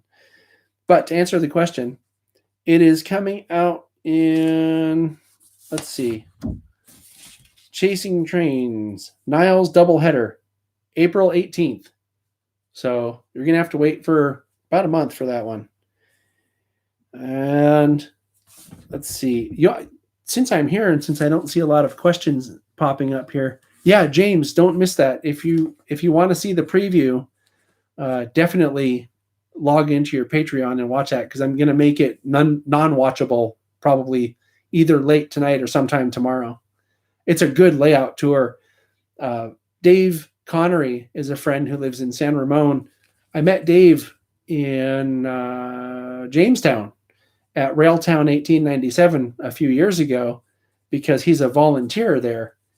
And what a great guy. That's another one of these guys. He's just a sweetheart of a guy. He's a really helpful guy. He's a really knowledgeable guy. He's the kind of guy that would give you the shirt off his back. You heard that saying before? He's one of those guys, for real. Come to think of it, I gave the shirt off my back to Fabio. It was a train crew shirt, and that's how he got his nickname, Fabio. So let's see here. Since I'm on topic, I might as well tell you guys what's coming out. This is March. This month is almost over. We do have a video, let's see, coming out next weekend. That's Model Railroading Benefits Youth. And that's the video that I made, which has also been shown as a Patreon preview, is about the seminar that we attended last October in Colorado, where we got together with about 20 or 30 people to talk about how to foster this idea of getting more kids into model railroading, and is the impetus behind this program that I mentioned much earlier in this show of a downloadable resource that anybody can go download and implement in their club or museum or organization. So in April, we have a podcast on the 4th, which will be the next time you see me talking. It won't be live like this, but I'll give you my regular update. Since I'm on the topic of podcasts, I want to ask you guys, do you guys like podcasts? I've been trying to figure out some way to modify podcasts to make them more interesting, because when I look back at my metrics on YouTube, it seems like not as many people watch them. And the podcast, at least to me, is the once a month thing where I can tell you what I've been up to and comment about, various things and give you an update of what I'm telling you right now, which is the program schedule. I'm trying to figure out if it's really necessary. I like it because I like to think of it as like I said, an update for you guys. But if you don't care about it or don't like it, I could maybe find some other content to put in there. Let me know what you think in the comments here. If you're watching this and you're not live, feel free to comment about that in the comment section of this video. So we have something new coming out on April 11th, which is called Model Trains Galore. And this is something that was suggested to me really a couple of years ago by my friend Mike Armstrong. You might know Mike from his channel. Mike's channel is Coaster Fan 2105. He has something like 500,000 subscribers. It's insane what his channel has become. And I'm sure that he makes quite a good living just based off of YouTube, because with that many views and that many subscribers, you can actually make enough money to sustain yourself on YouTube. But he suggested a long time ago, he says, well, you do a lot of layout tours. You should make a video called Model Trains Galore. That's like my Trains Galore videos, which are Mike's viral videos.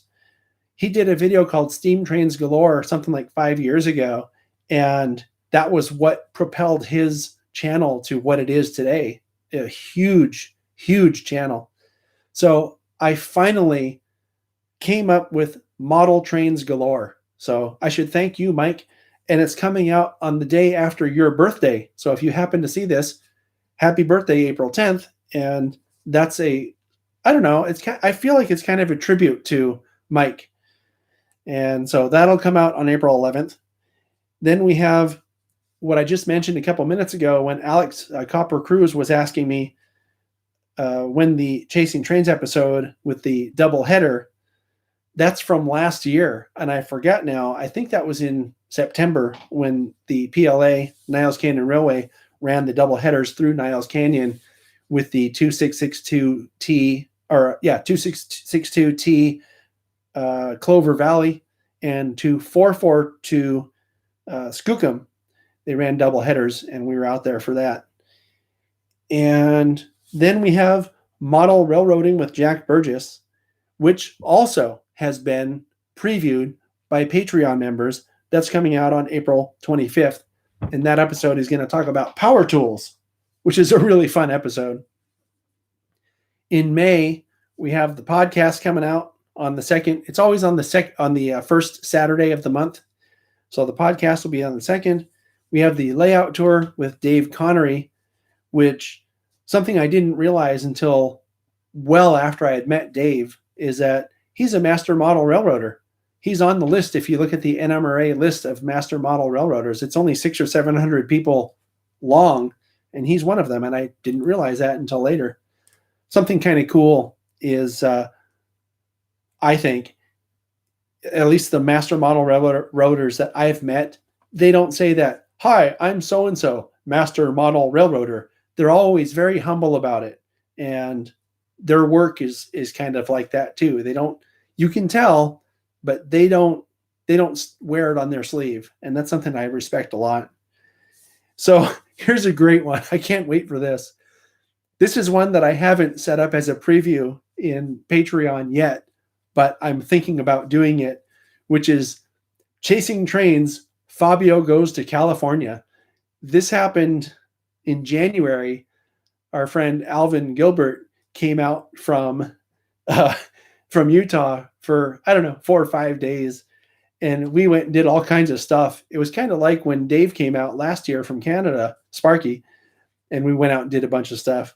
We did a bunch of stuff. A lot of it was different stuff. So that's a really fun show. I tell you what, there was a lot of laughing that week. Then on the 23rd of May, Rail Fair, which is an event that happens every Labor Day weekend at Ardenwood here in Fremont. This also has been a preview on Patreon already. And that's going to come out on the 23rd. It's where we went out to Rail Fair last year and basically talked about had people who were there talk about the event. And so it's not me narrating, which I'm trying to get away from that stuff because this channel is not about me. Now, I'm your conduit because I end up going out and doing all this stuff, but I'm trying to share with you all this stuff that I do to show you things that maybe you don't get to see.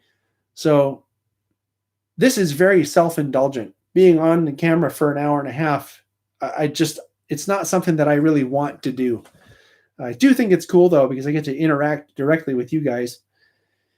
Okay, so someone else was mentioning about Model Railroading 101. That's coming out on May 30th. May is one of these months that we have 5 Saturdays in the month. I might reverse Rail Fair and Model Railroading 101, but they're both going to come out in May. Model Railroading 101 should come out on the 4th Saturday. I just realized that my schedule's a little screwy that way, so I might just change that. So in June, yes, I have stuff scheduled up through June. We have the podcast. I'm thinking about either a layout tour or Model Trains Galore Part 2 on June 13th. Chasing Trains in Niles Canyon, the steam freights, that would be the excursion that happened last month. That's going to happen on June 20th. That also has been a preview set out for the Patreon members. And then Model Railroading with Jack Burgess will be out June 27th. And I don't have it written on my schedule, but I'm 99% certain that the episode that's happening is going to be about the details that he added from photographs around the lower level of his layout. And then in July, the only thing I have scheduled right now is a podcast, and then the next episode of Model Railroading 101 on the 25th. And then August, which is the last month that I have stuff that's actually in the schedule on YouTube, which is Chasing Trains through Niles Canyon. Oh, I apologize. I need to double check my schedule. Oh, I'm sorry. Yeah, it's not Chasing Trains on the 15th. That's going to be something else. Model Railroading with Jack Burgess will be back on August 22nd. So I still have a lot of Saturdays to fill in. So, and in case you're wondering, in case you just tuned in or whatever, and I keep mentioning previews that have been already previewed by people on Patreon, what I'm talking about is I have a Patreon page that's patreon.com/TSG Multimedia, where you can go if you watch these videos on my channel and enjoy them and appreciate what I'm doing and can afford to support it for, I think the lowest level I have for support is like $2 a month. It's like 7 cents a day. I mean, I'm cash flow challenged, and I think even I could afford to support something for $2 a month. When I set that up, my original idea was, if enough people watching are like, oh, it's only $2 a month, I can do that.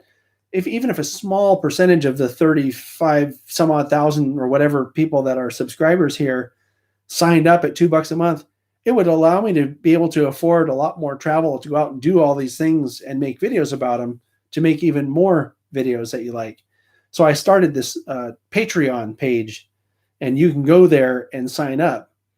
I don't know what the average patron is contributing. I think around $7 or $8 a month or something like that. But I think we're up to 60 patrons now. So it's starting to get big enough to make a difference. If you like the channel and like the work that I do here, please consider signing up. It would really help a lot. Even just a small amount. If enough people do it, it helps a lot. So somebody is asking here if I intend to build a layout someday. And the answer is maybe someday. I have a module sitting out here that's a 2x4. I think it was built to Fremo standards, and it has legs and everything, and it has foam. It's just waiting for something to be put on it. The problem, though, is I don't really have somewhere to store it if I start putting scenery and stuff on it. So right now, I'm nowhere near being able to build a layout. And here's something else I'm not going to do. I'm not going to tell you that I will build a layout and then never do it, because some people like to do that too.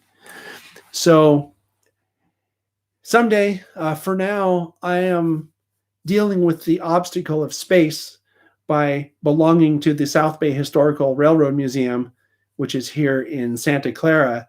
They have a nice, really big N-scale layout that I can operate on if I want to, and they have a nice, very big HO scale layout that I can operate on if I want to. So Miguel's saying, show us the module.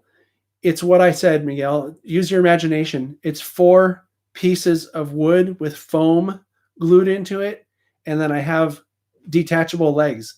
That's all it is. There's really nothing to see. So I do expect to sometime do something with it, though, because I would like to have something that I can take pictures of for thumbnails. Like when I do a product spotlight or something like that, I would like to be able to take a picture of the product. Although I have been sort of rethinking that too, because when I take a photo here in the studio, with my lights on, and it's just a photo of whatever the model is on a gray background, that's very effective because you're seeing the model as the thumbnail and there's nothing else mucking up the shot. So there's no scenery where maybe the train would get lost in the details of the scenery. Do you know what I mean? So, I'm kind of on the fence about using the module for photography that way. And anyway, our top secret producer, they're saying thanks to John Wiley who built it. Yes. About 2 years ago, and this is how long it's been. About 2 years ago, I got a call from John. He says, hey, do you want to come over? We're going to build some little modules and maybe you can take one home and do something with it. So I wasn't doing anything that afternoon. So I went there and a few friends, Danny Rodriguez, Robin Gilstrom, John Wiley, and I cooperated and built 4 of these things. And one of them came home with me.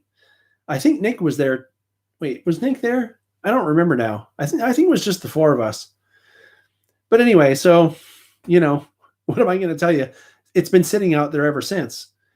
And it's not that I don't want to do something with it. I actually do want to do something with it. And my problem usually is time. What I do here takes up so much time that I don't feel like I have time to do that. And something else, and part of that time thing is I don't have time to learn how to do what I need to do to make it worth something, worth having, because I don't know how to do scenery and I don't right now have time to learn how to do scenery. I would prefer to learn on something other than the module because I don't want to build something and then have to tear the whole thing apart. So I just have to figure out exactly what I want to do with it. And I'm toying with the idea eventually when I do something with it to make it to a Fremo standard or to some standard so that, because I have friends that are in modular groups, and I'm sure all it would take is to call them up and say, hey, I made a module. Can I come run it at the train show? And I'm sure they'd be happy to have it. So I'm going to figure out either what the N-track protocol is or what the Fremo protocol is, either in N-scale or HO or whatever. And I'm going to probably do something to that standard, whatever it is, to that modular standard. So it's just a matter of time, really. And, what else can I say? It's not really a huge priority for me. I mean, I find so far, what I like the most is working on stuff.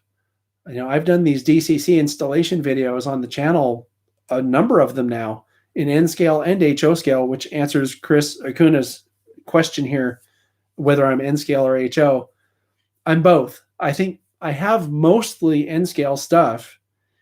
For example, I have one of my boxes here. This is what I take to the SBHRS usually if I'm going to run, and it has a bunch of stuff in it, right? I have a couple boxes like this.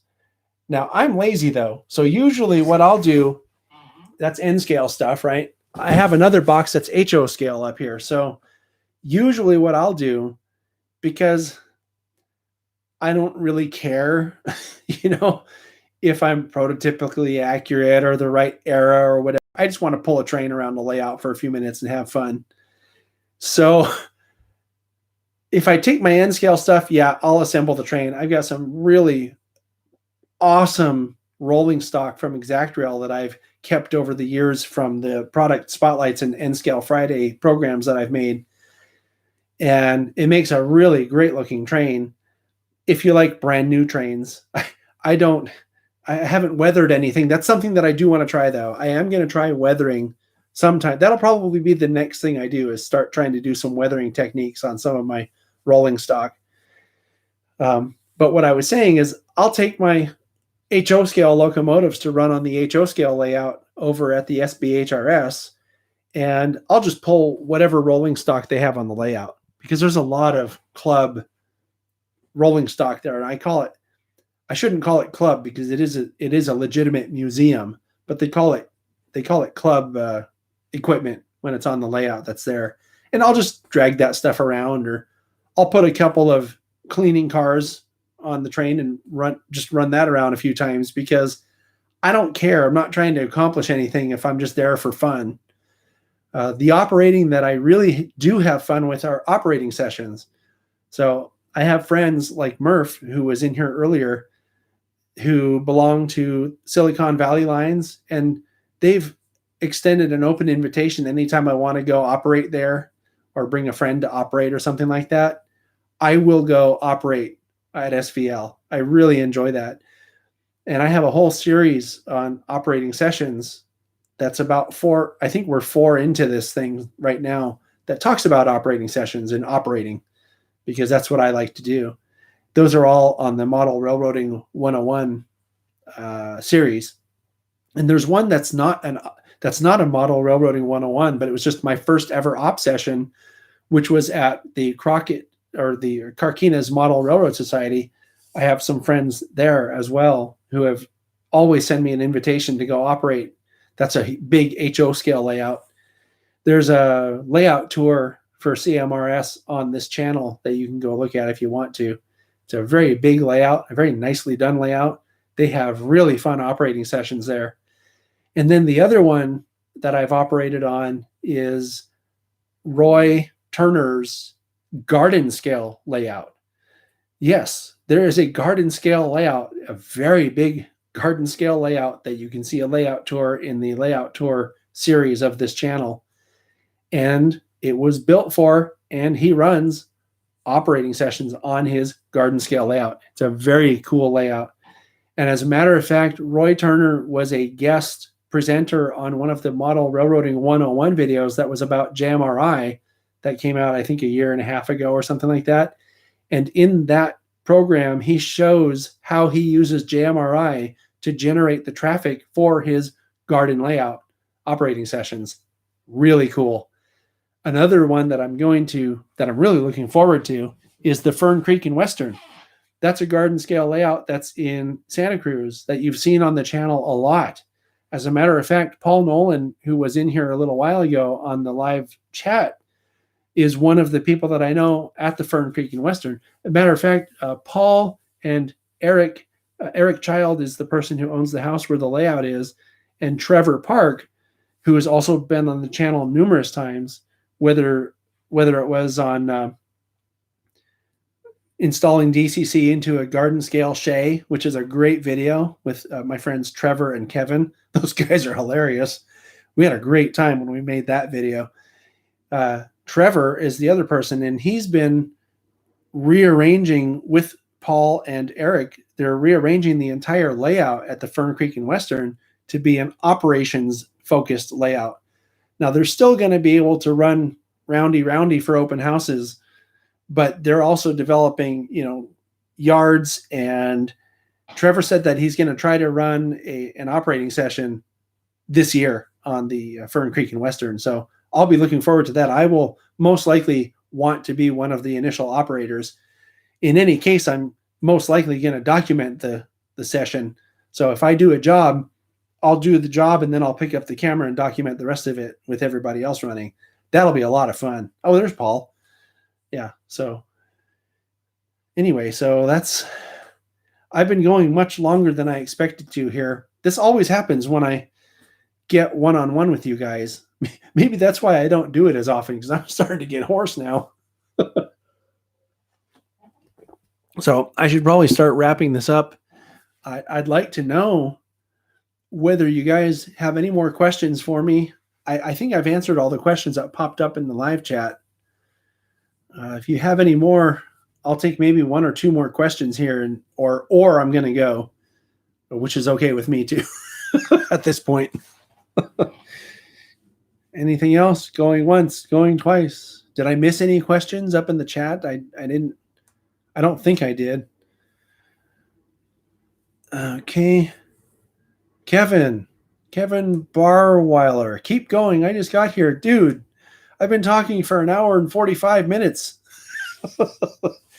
More Mike Panel, Joey says. I agree. Mike is an amazing guy, super nice guy. And I'll tell you what, man, those things that he's working on are so cool. And I think that historic preservation is really, really important, because those are historic relics that are very important to the history of the country. So yeah, we want to see as much of that stuff as possible. And also, I want to tell you, I'm thinking, give me a second, Brandon. I see your question, but I want to talk about Mike for just a second. What I would really like to do, guys, and I've talked to Mike a little bit about this, off camera. I would really like to be able to have Mike on recurring on a program that's historic preservation with Mike Panel or something like that, to sort of highlight the projects that he's working on. And that requires traveling to probably Colorado so that we can drive up to Wyoming where he lives and do these programs.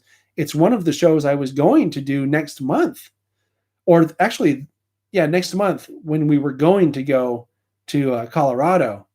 So, with the virus and things being postponed until further notice, that also has been postponed. But I definitely want to get him on some more, because he's doing some really cool stuff. So let's see here. Damien wants to know how many models I have in each scale.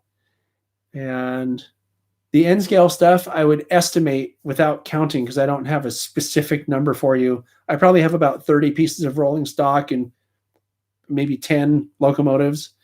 HO scale, it's probably more like 7 or 8 locomotives and about 30 pieces of rolling stock, something like that. Let's see here. I said the name right, huh, Kevin? Good. Well, I try. Look, when you have a name like mine, you try really hard to get people's names right. Any thought on podcasts with downloadable MP3s? I'm not sure that I understand your question, Brandon. If you're talking, is this Brandon? Oh, it's Brandon. Yeah. You can get my podcast downloadable as an MP3 every month on podomatic.com. I don't know if you knew that. If you want to, you may be able to get this program as an MP3 if you search online for a program that does MP3s from YouTube or something like that. You can find free programs that can turn any video on YouTube into an MP3 for you.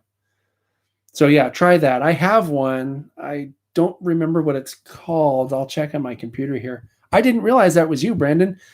I don't know if you got my email, or it may have been a message on Patreon. Brandon is one of the train crew members who works as a pilot and also as a police officer.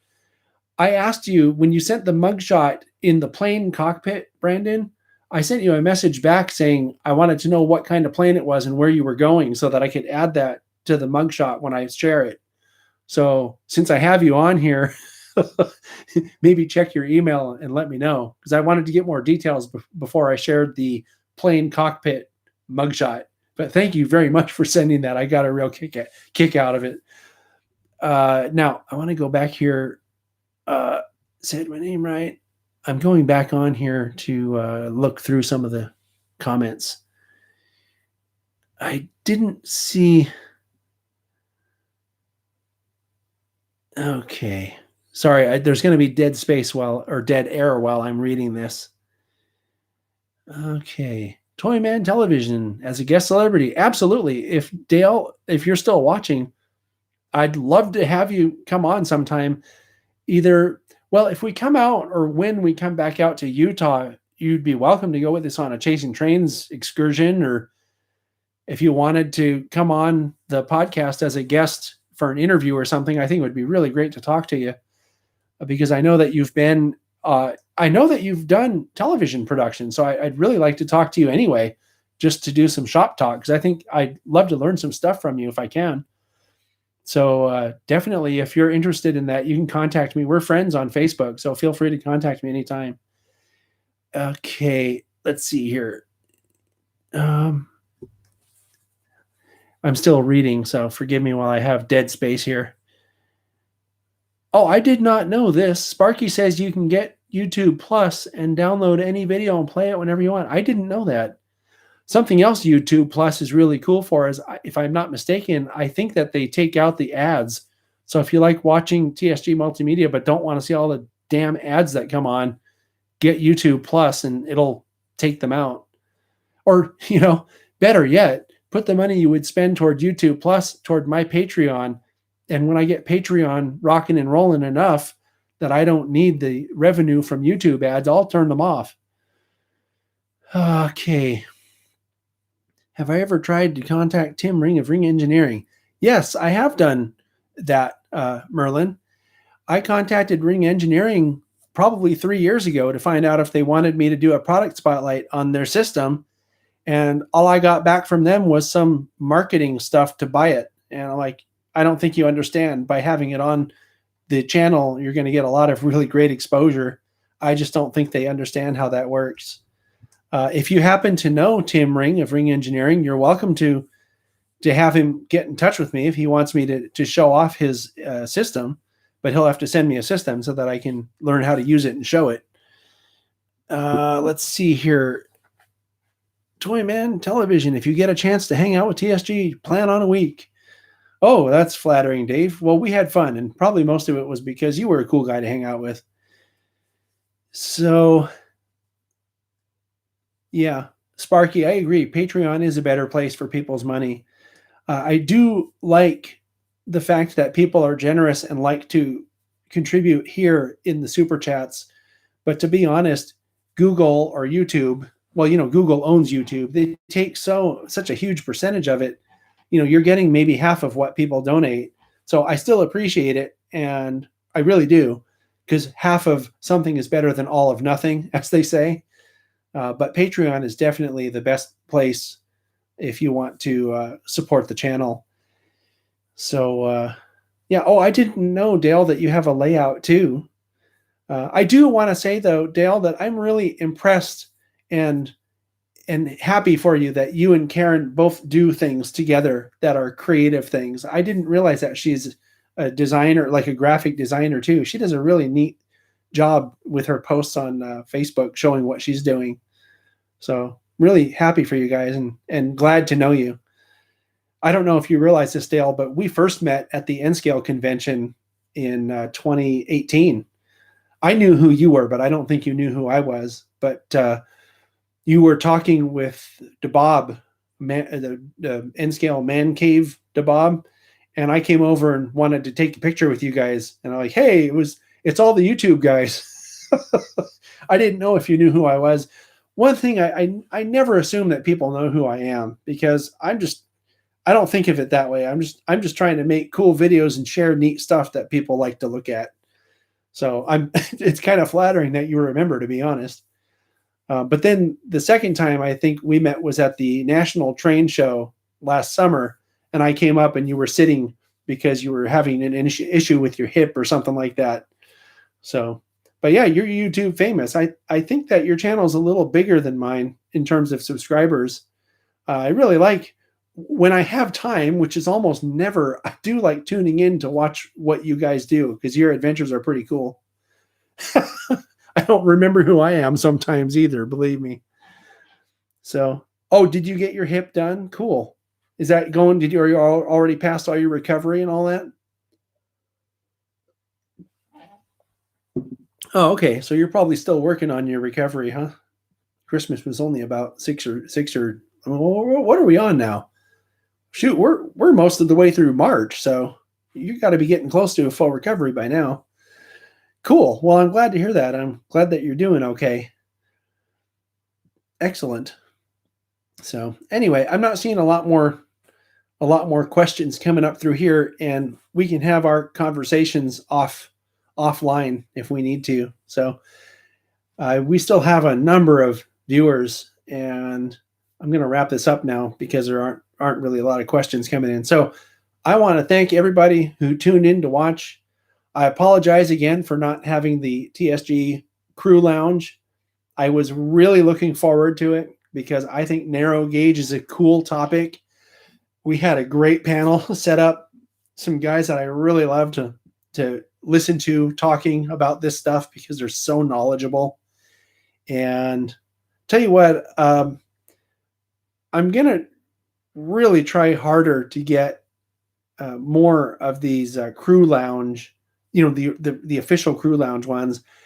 If you guys like this face-to-face stuff, it's really not my preferred, way of doing a live stream or whatever. I prefer to be behind the camera because I look better there and I actually know what I'm doing behind the camera. I'm not sure I do as well in front of the camera. The important thing, though, in case you didn't notice, is that I have fun doing this stuff, whether I'm in front of it or behind it. So I had fun talking to you. I really did. This always happens, though, and it happened a number of times last year when I did these live things. I go on thinking, oh, I'm just going to talk for a half hour with people and tell them what's going on, and I end up being on for like 2 hours, So, and I think it's because I enjoy it. I really do. I tend to find a way to have fun doing whatever I'm doing, even if it sucks. So, that's just who I am. I've always been that way too. I like to laugh and I like to make people laugh. So that's kind of how the Chasing Trains episodes started. I'm just like, hey, we're doing something with friends. Let's have fun with this. And while I'm at it, I'll make a video. What the hell? Right. So, and it's just grown from there. So with that, I'm tuning out. Thank you much for watching. I really appreciate it. If you have a chance, tune in to Sparky 107. He's on every Wednesday evening if you're on the East Coast, Wednesday late afternoon if you're on the West Coast. It's 4 p.m. on Sparky 107. I want to give a shout out to that because I commonly will be there during those streams. He has a lot of fun. He has even more fun doing this, I think, than I do. He does stuff where if you put a super chat on, he'll put wigs on and just does all kinds of wacky stuff. So that's it for me, guys. Thanks again. I'll talk to you soon. I'm going to leave the chat running and I'm going to be here doing some stuff. So you'll see me for the next, 20 or 30 seconds if you want to plug your channel or something in the chat. So if you're a moderators, let all that stuff through. If anybody's cussing, don't let that through. I'm the only one allowed to cuss here. And you'll notice I didn't do it. Thanks, guys. I'll talk to you later.